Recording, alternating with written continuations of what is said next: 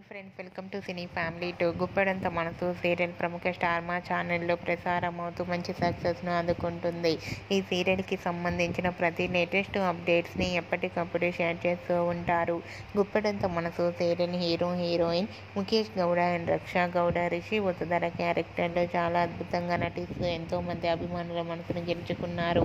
రిషి ఎంట్రీతో ఈ సీరియల్ మంచి టీఆర్పీ రేటింగ్తో ముందుకు దూసుకుపోతోంది. అయితే రీసెంట్గా Guppedantha Manasu serial heroine Rishi Vasudhara and team shooting location latest ఫొటోస్ను షేర్ చేశారు.